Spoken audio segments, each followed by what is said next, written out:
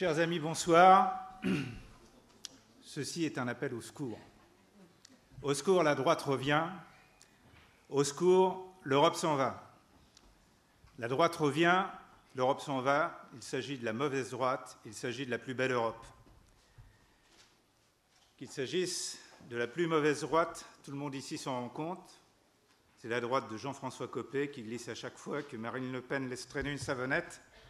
Un coup de Marseillaise, un coup de pain au chocolat. Une droite qui s'appuie sur tout ce qui sent mauvais, sans discernement, une droite inspirée par le Tea Party américain, qui n'a toujours pas digéré le poison de Buisson, cette droite qui met en avant des valeurs que plus personne n'osait défendre, qui s'est lancée sans nuance derrière les réseaux catholiques intégristes, prête à lancer, à relayer les rumeurs et les pensées les plus malsaines. Une droite qui permet au Front National de passer pour un parti acceptable, non seulement parce que les positions s'en rapprochent dangereusement, mais en plus parce que, sur certains points, le Front National se permet d'avoir une attitude plus modérée. Le Front National est certes un danger d'une autre trempe.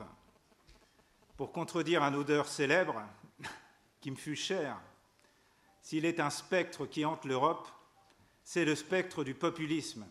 Celui qui, des néo-nazis de l'aube dorée en Grèce à l'anarchisme identitaire de Grillo en Italie, en passant par la haine de l'Europe, de l'UKIP en Grande-Bretagne et des nostalgiques du parti Jobbik hongrois, qui allie la nostalgie de l'Empire d'avant 1914 à la haine des tziganes, des juifs et finalement des démocrates.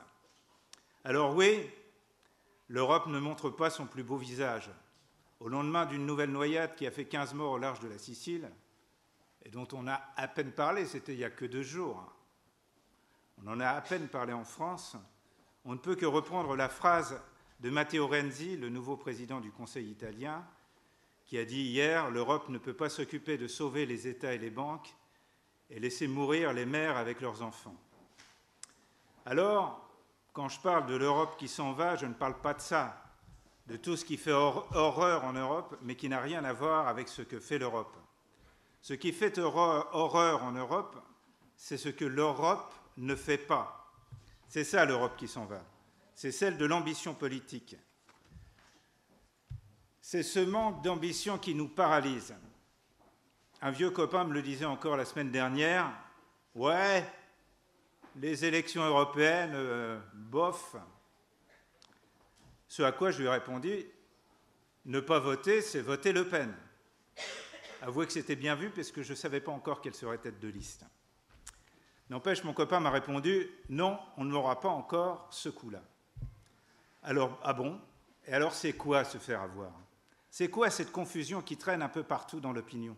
Celle qui consiste à dire « Je veux m'opposer à l'Europe des banquiers, c'est bien, ça sonne beau, propre et généreux. Ça sonne de gauche, même si c'est repris par Dupont-Aignan et le Front National. Seulement, si pour s'opposer à l'Europe des banquiers, on refuse de voter, alors là, on a vraiment tout faux. Ne pas voter, c'est affaiblir la démocratie, c'est affaiblir l'Europe.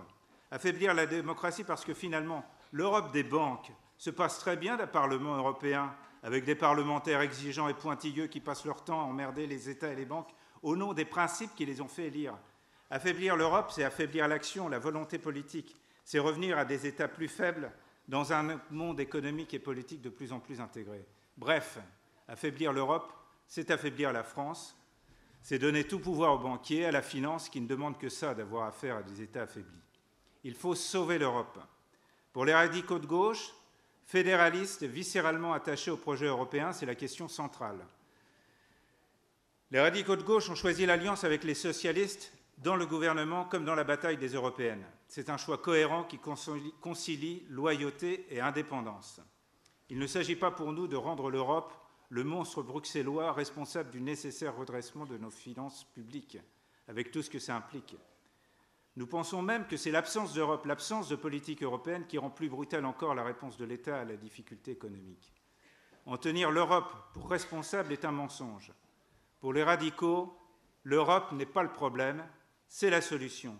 Tout ce qui pousse au repli sur soi, à la peur, au rejet de l'autre, ne peut nous entraîner que sur la mauvaise pente qui rend si fort le front de l'intolérance, le rejet des valeurs que la France a offert au monde et qui menace l'Europe à nos portes, en Ukraine, en Syrie et ailleurs. Le message radical est simple. Plus il y aura d'Europe, et mieux le monde se portera.